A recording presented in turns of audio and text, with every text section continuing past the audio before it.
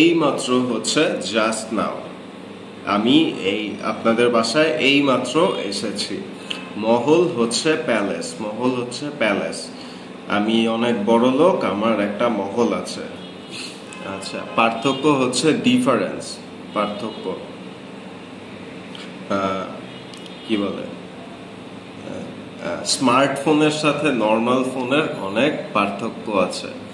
আচ্ছা, ফুলে থাকা হচ্ছে কি উচ্চারণ, সোয়েলড, হ্যাঁ সোয়েলড আপ বা ইনফ্লেটেড।